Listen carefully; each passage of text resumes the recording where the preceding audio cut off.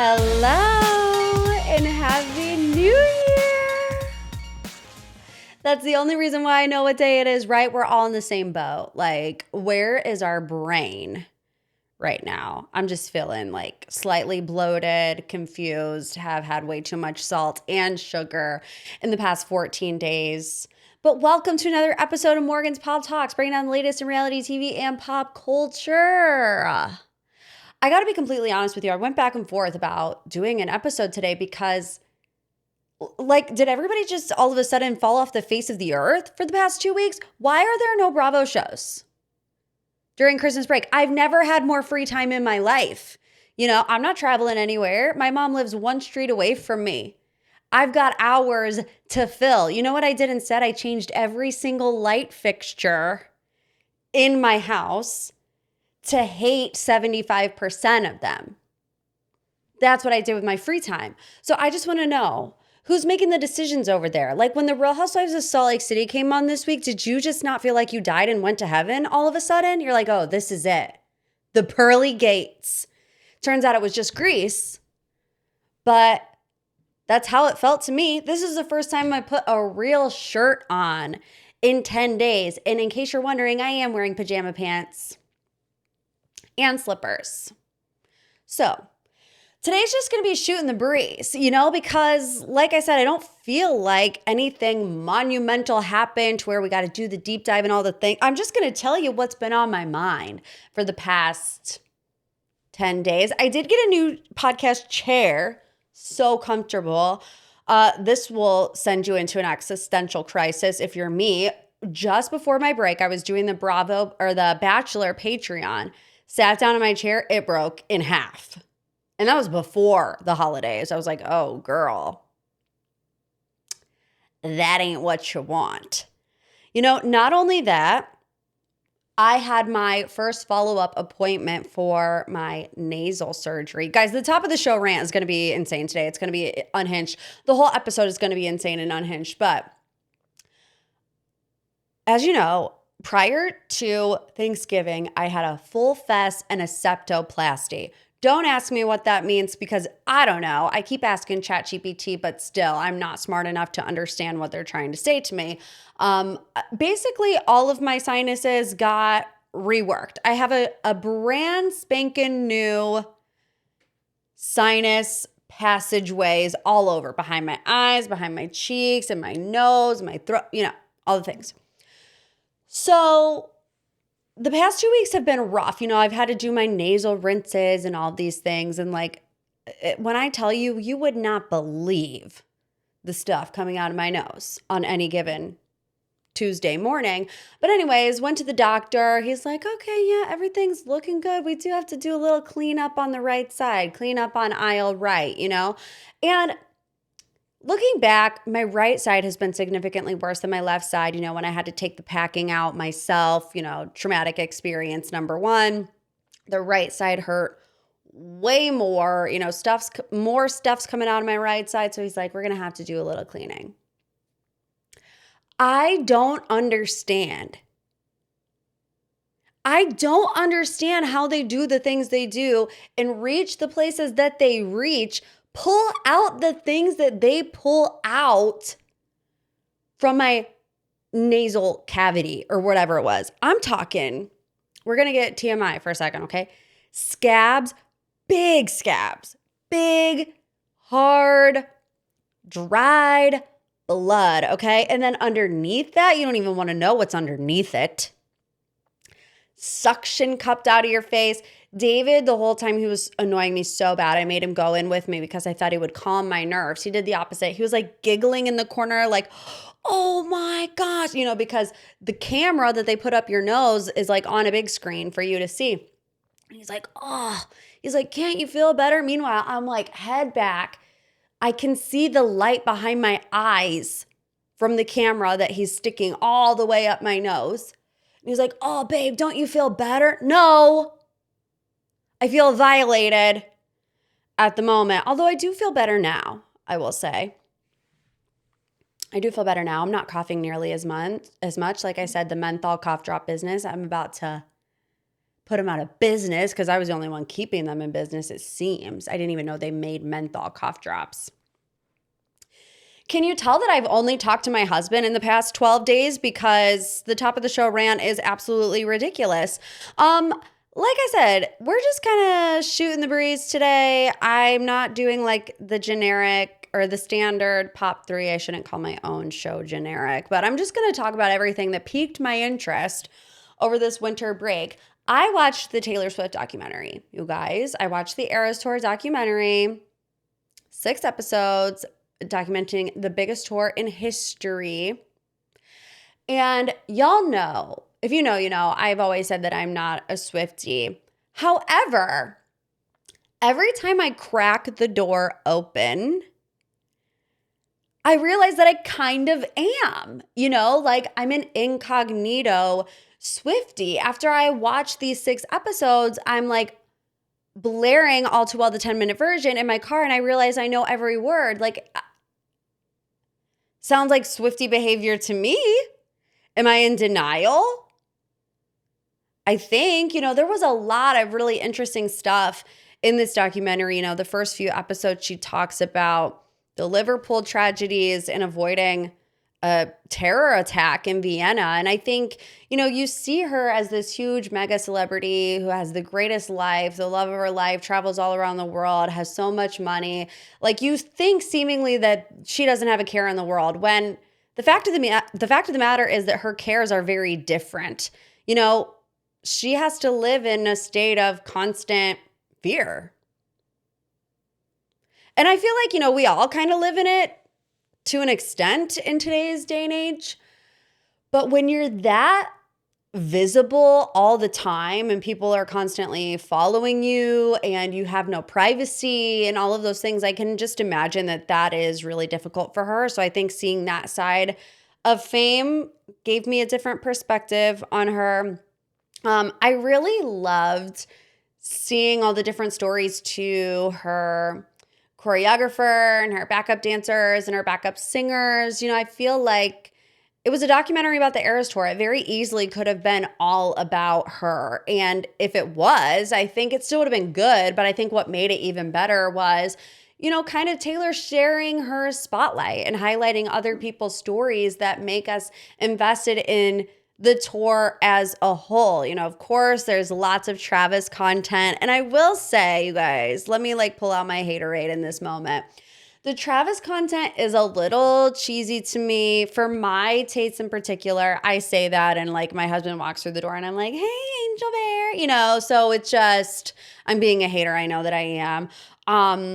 But I also think it's part of her charm. Like, I think it's a little bit of a shtick that enhances maybe the lyricism or the stories behind her songs. You know, it's got to be there for her. She's a poet, you know, that's kind of the way that it feels. Anyways, my dog is like having little hiccup burps. I don't know, or burps, hiccup, barks is the word I'm looking for. So if I'm a little scatterbrained, it's because it's January 1st. And also it's because my dog keeps barking in his dreams. Anyways, did you guys clock this Joe Alwyn shade in the Taylor Swift documentary? She says, Travis is just very comfortable with, conceptually speaking, a big life because he has one.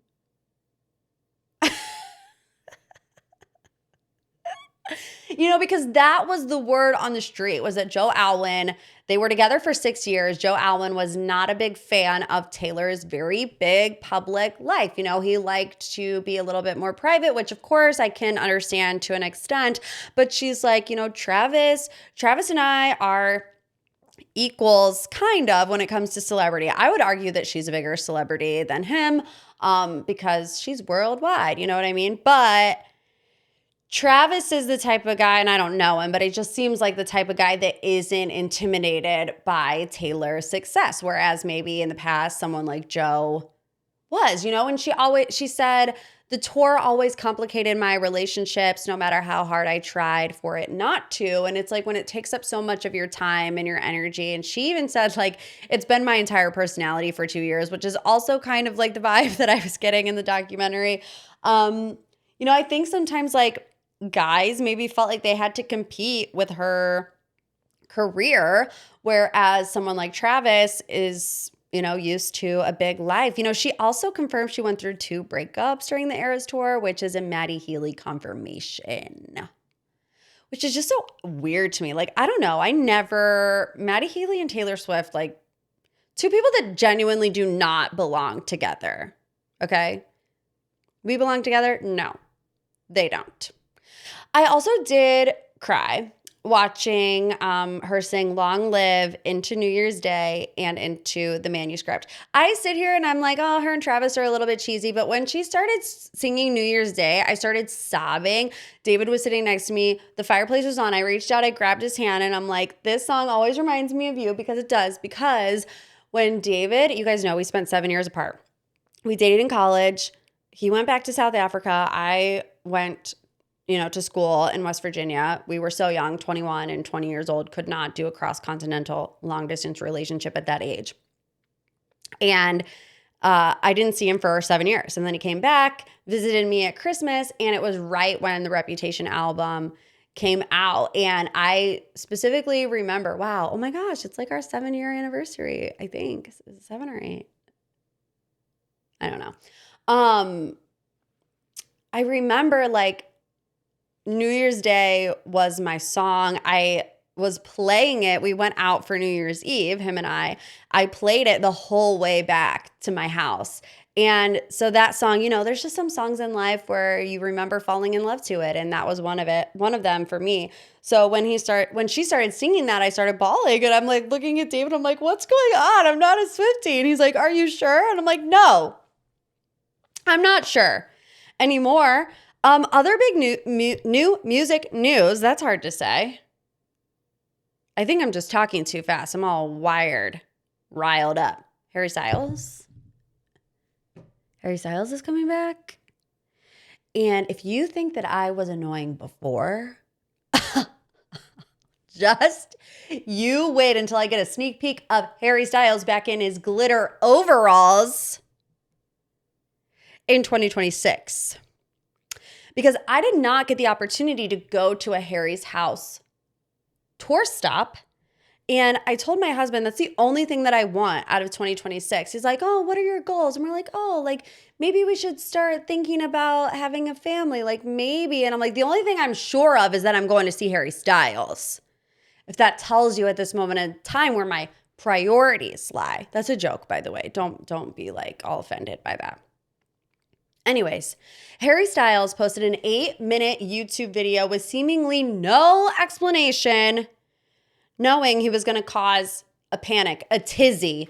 The title of the video is called Forever, Forever. It's 8 minutes long.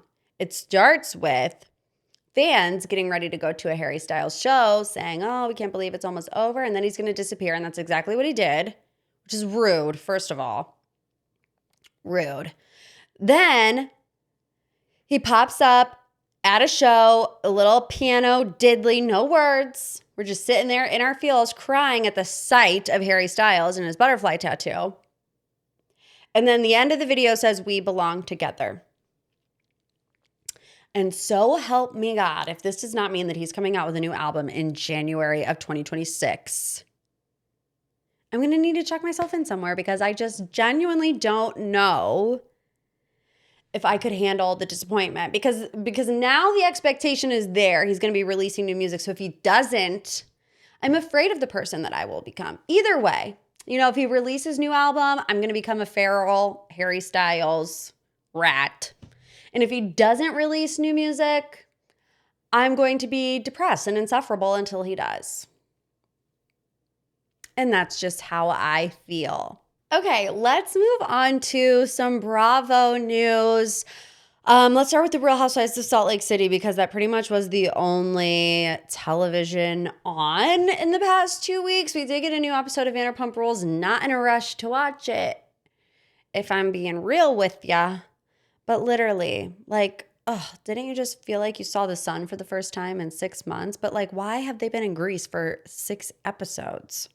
Why is the season finale next week? Unfreaking forgivable. I wish like the Real Housewives of Salt Lake City was more like a Big Brother where it's just live streaming them the entire time, because I still like it would still deliver a good show. You know, nobody does it like the Salt Lake City ladies. So, you know, the big topic of conversation is Meredith and what's going on with Meredith. And there's this sit-down conversation between Bronwyn, Whitney, and Mary. And I always feel like Mary, when it comes to interpersonal relationships amongst the cast, I feel like Mary is the most trustworthy, because I feel like Mary doesn't play the housewives games. You know, she's not like a Heather or a Whitney who sometimes I feel like will do or say things just to stir the pot. I feel like Mary does not do that. I feel like anytime Mary says something about another cast member, it's how she genuinely feels. So when she's getting upset talking about Meredith and that she's concerned for Meredith, you know, I take that to the bank. Honestly, that's just me. You know, you might have a different opinion when it comes to Mary, but seeing her get so upset about knowing that something is off with Meredith and, you know, being concerned but not necessarily knowing what to do about it. And Whitney starts crying, and Bronwyn, you know, is also concerned. And Mary, you know, she says, I recognize it now because I've been going through it for the past however many years with her son, Robert. She says, you know, with Robert, I miss the signs. I know what they are now because I've been so accustomed to it over the past however many years. And she's like, I'm seeing those signs in Meredith and I just don't know what to do. Now, something interesting about this is that I did do like a little bit of a Salt Lake City rewatch during Christmas break, and I did season 3 and season 4. And I think it's so easy to forget like what is talked about on other seasons because they happened so long ago. But like this consensus about Meredith has been going on for quite some time. You know, in season, again, I can't remember if it's 3 or 4, but you know, Lisa is talking about Meredith potentially using, you know, I mean, it's like, I hate saying it, but you know, you remember when Lisa says, I don't pop pills, you do. You know, like that was a quote from Lisa in season 3 talking about Meredith. And here they are, however many seasons later, talking about how Meredith had an outburst on a plane that she either doesn't remember or doesn't want to cop to. You know, it's one of the two, massive mood swings, whatever it may be. And Bronwyn says, well, you know, I didn't want to say anything. I've been sitting on this. It happened in January, so it's been some time, but I ran into Seth in New York. He was with a woman at dinner, said it was an investor, but I don't know. Looking back on it, I don't know. She's very protective over her relationship, which I feel like so is Bronwyn, and especially like Bronwyn has kind of been throwing her own relationship under the bus at certain points in the season. And then 5 seconds later, Todd is the most caring, amazing man that's ever lived. We know now, you know, that they're separated, that there had to be a straw that broke the camel's back. But I just feel like in general, you know, sometimes people forget, I think, people are like, oh, why are they reacting this way? Why is it this over the top reaction to anything? And I feel like part of it is the fact that it plays out for hundreds of thousands and maybe millions of people to see. And I feel like sometimes that nuance is lost. Like when people have really extreme reactions to a particular thing, it's like not just because, oh, that's what my group of friends are talking about, because it's going to be broadcast to the entire world. And your kids are going to see it. Your extended family is going to see it. So I don't know, maybe Meredith is super protective over Seth for other reasons, or her marriage for other reasons. My thing is, like, if Seth were on a date with a woman in New York, do you really think that he would be approaching Todd and Bronwyn and being like, hey, I'm just over here with my investor? You know what I mean? Like, I feel like you would want to be incognito. You would want to fly under the radar. You would like try to hide any way you can. But that's not the story that was presented. And then 5 seconds later, we have Britani splashing the women at a spa that you're supposed to be quiet at. They're like whispering, arguing the entire time. They're supposed to be in a zen state. Britani's got eyeliner smudged all over her face, being like, my hair's not synthetic. Why can't I splash you? And Angie's like, my hair is crispy now. Like, oh, is there pee in it? Like, who's peeing in the spa? You guys are all grown adults. Are any of you peeing in the spa? I don't know. I will say I did do the Angie Katsunavis blowout technique. I heard her say it on this episode of Salt Lake City where she's like, I blow dried my hair with full tension so that it looks like glass. And I did that today. And I gotta say, it's pretty glassy. It's pretty glassy. So shout out to Angie for teaching us things at home that we did not know we needed, but we did. So then, towards the end of the episode, Meredith is in the bath talking about Britani's drinking and her unusual behavior. And I found this to be so wild because what do you mean, Meredith? You cannot in one breath totally torch the place for other people saying that about you on the plane. And then 5 seconds later, talk about Britani doing it and not think that it's going to go badly. That's highly hypocritical. It's a classic deflection. It's treat people the way that you would like to be treated. If you don't want people saying XYZ about you, maybe don't say XYZ about people in return. And then they sit down at the dinner and they're trying to figure out where it came from. Meredith is like, I heard it from somebody, and then I told Lisa. Bronwyn's like, that's not what you heard. I was your roommate. That's not what I said. Meredith asked, was Britani throwing up on the boat? Bronwyn was like, yeah, I was in her. I shared a room with her. Yes, she was. That does not equate to her being an alkie, as Lisa Barlow would say. I can't believe that we're already at the season finale of The Real Housewives of Salt Lake City. I'm also just curious because the cast did a lot of hyping up the finale. Earlier on in the season, I remember watching a bunch of press and they were like, every time we think we can't up our season finale, we do. And, our mind obviously goes to the reality Von Teese and what a cinematic season finale that episode was. And it's like, okay, how can they do that now? And the preview for the finale didn't give that energy. So I'm just wondering, is there really a bomb that's about to go off in the Real Housewives of Salt Lake City finale, or are they punking us? Either way, I don't want it to be over. And I'm sad that it is coming to an end. Okay, let's talk about Naomie Olindo getting engaged to Billy Haire. This is a complicated web, although not really. It's like a love square, okay? You guys know we met Naomie while she was dating Craig on Southern Charm throughout the seasons. They were on again, off again. They broke up. She moved to New York, started dating a guy named Matul, who was on the show for 5 seconds. She found out that he was cheating on her, so she moved back to Charleston, came back to the show. That's when Craig was dating Paige. There was some storyline conflict there, but she ended up leaving the show. Then we have Brooks Nader, who is a newfound reality star, but has been a model for quite some time. And, season 1 of Love Thy Nader, Brooks talks about how she got married to her first love, got married really young. As she grew up and got older, she realized that she wasn't in love with him and didn't want to spend the rest of her life in that type of marriage, saying nothing happened between the two of us. Billy's still a great guy, but we just realized that we weren't right for each other. She says, my family still loves Billy. My dad talks to him all the time. Well, Naomie is now engaged to Billy. So she posted this on Instagram on Sunday, December 28th. The caption said, the luckiest girl in the whole wide world. And of course, former Southern Charm castmates of hers are wishing congratulations in the comments. Madison LaCroix says, can't wait to celebrate. Leva says, OMG, OMG, OMG. I'm so happy for you guys, or for y'all. Taylor Ann Green says, congratulations to the sweetest humans. So like I said, a lot of lore there. How did Brooks Nader's ex, they got married in Louisiana, get set up with Naomie from Charleston? What's the likelihood that both of their exes are on TV shows, reality TV shows? It's just crazy.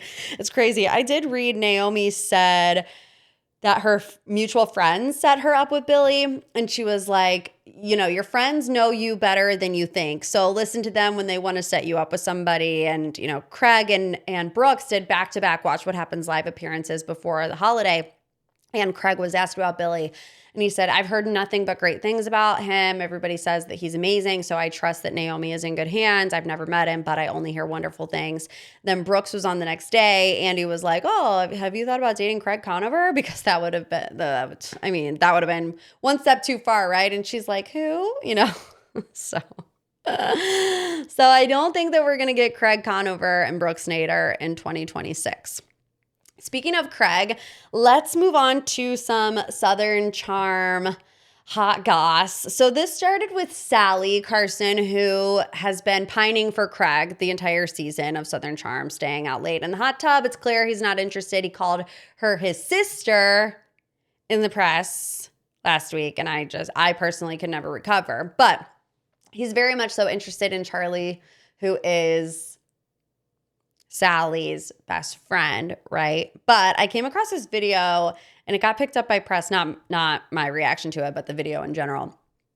But it was Salley lip syncing to some song saying like, when you finally get the ick. So, it's that Sabrina Carpenter song, like, I'm leaving, you're never going to see me again, something along those lines, right? So I went to the comment section and I saw everybody was saying, this is about the gym video, isn't it? I saw Craig's gym video right before this. Gym video, Craig, you get it. So I'm like, I need to go check out this gym video. And it is a video of Craig in the gym by himself with like a strobe light TikTok filter. I think like Lose Yourself by Eminem was playing or something. And Craig was like, YOLO, live your life. None of this crap matters. And I'm like, okay, okay. Deep thoughts at the gym. I feel like we've all been down a rabbit hole where we're messing around with filters and we're like, oh, this one's kind of cool. Like maybe I'll try to post something about it. I personally was like 24 when I was doing those types of things, not like 38, 39, but to each their own. I'm not going to sit here and bash Craig for wanting to throw on a TikTok strobe light filter and post a gym video. If that's what you want to do, Craig, live your best life. Post a gym video. It is what it is. I'm replaying it in my head. It was a wild video, I just got to say. But Salley is also revealing that she hooked up with Wes Wilson, kind of, which I'm annoyed. I feel like Sally's out here doing the most out of anybody ever. And, I feel like that's just on brand. I feel like she's always been doing the most. When we met her on The Bachelor, you guys remember she's on Clayton Echard's season of The Bachelor, was about to get the first impression rose. And then she's like, I got to go home because I just ended my engagement 5 seconds ago. Then she was supposed to go on Paradise. Her suitcase shows up, but no Salley, doing the most again. Then she's on a season of Southern Hospitality where she's going out with Joe Bradley and kissing somebody's roommate, Gaston, before going on a date with Joe Bradley, doing the most. And now she's on Southern Charm, just doing the most and talking about potentially hooking up with Wes Wilson. So you guys remember during football season, college football season earlier in like September, I want to say, Salley, West, Emmy, and Will all went to I think it was a Columbia game. Yeah, a Columbia game together. And so people were like, why are West and Salley hanging out with an engaged couple? Like it's giving double date, right? So Salley was on the 2T's podcast. She says, she was talking about the Southern Charm cast. She says, I always say Southern Charm when I mean to say Summer House. She was talking about the Summer House crew.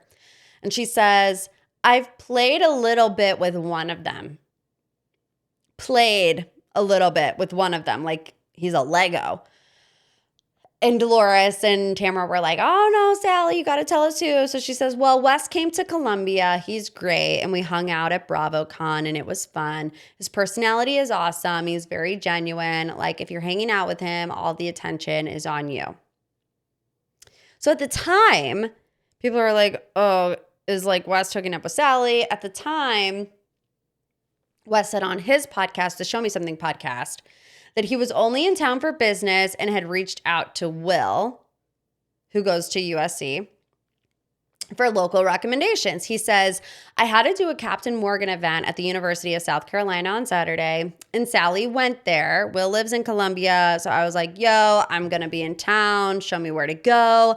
And they just took me out to all the college bars, and it was really fun. Just a lot of cheap bars and a zillion college kids running around. I will never complain that my job is to fly to host a tailgate for a day.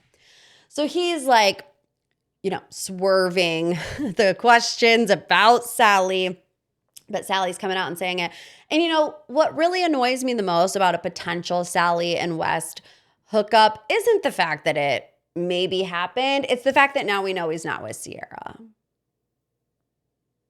Because if Wes and Ciara don't end up together after that Summer House Season 10 trailer, what is the meaning of life, I mean, I know that's a bit dramatic, but that's just how I feel personally in my soul.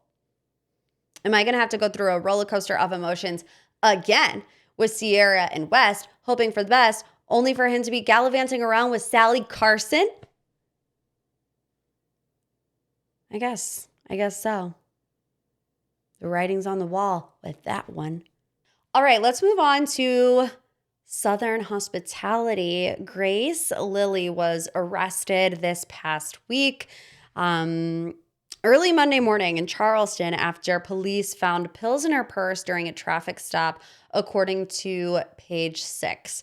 Now, we met Grace Lilly on Southern Hospitality. She's kind of come in and out of seasons. She was working at Republic and then she's not.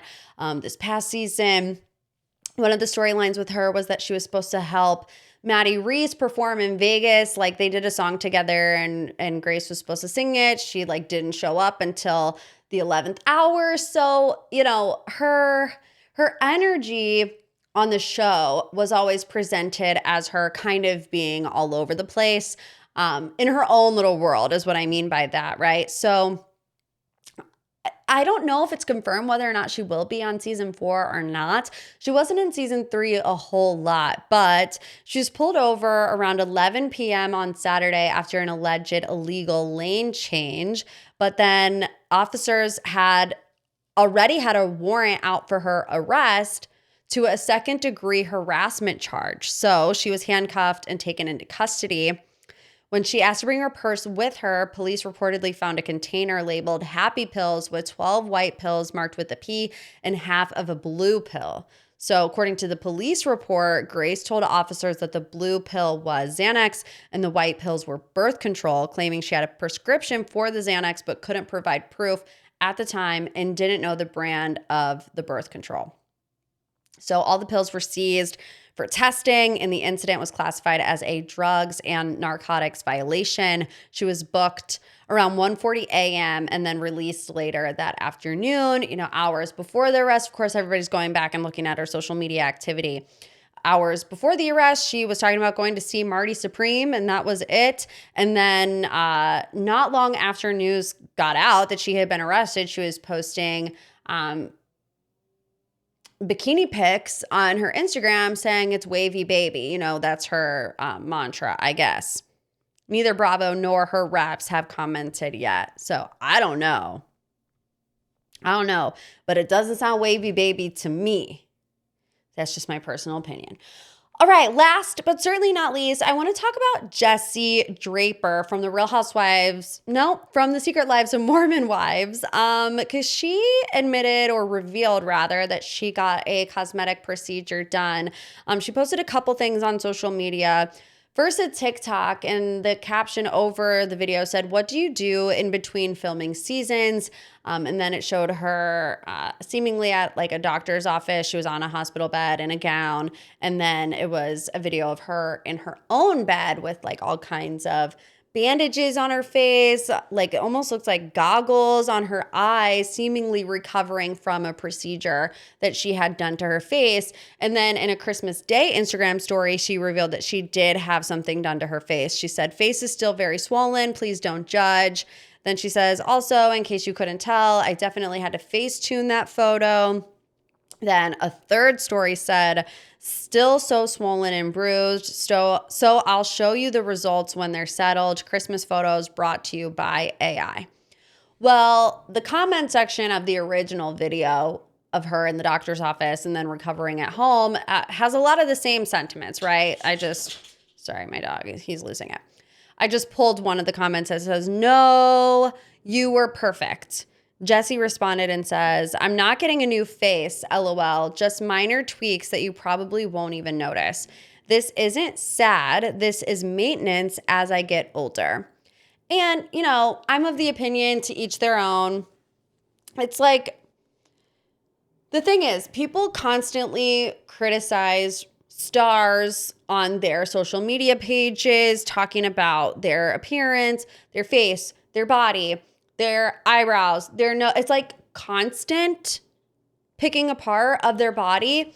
So if you are constantly getting your physical appearance picked at all day, every day, like what do people expect is going to happen?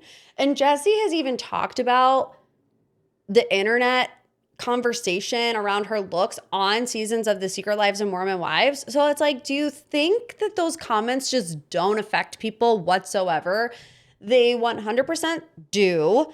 Coupled into the fact that she has gone through a year with the Marciano and stuff with her husband and all of these things. So it's like I want to say just let her live. Do I think that Jessi needs all this work done? Absolutely not. I think she's a beautiful girl. If she wants to get it done, you know, it's her life. Let her live it. I just kind of wish that people wouldn't act so shocked when they see what goes on in the comment section for these people. You know? It's like, what do you expect? I got to get out of here because my dog is going absolutely ballistic. My husband just got home with the snowblower, so that's going to cause a ruckus, which in turn is going to cause him to have a conniption. I hope you guys enjoyed this very unhinged, all over the place episode. Hey, leave me a review if you haven't done so. Let's kick off the year with a 5-star boop boop, a little love you like a sis. If you have not done so, please, it helps the show tremendously. I hope you guys have a great start to 2026, and I'll see you next week. Love you like a sis.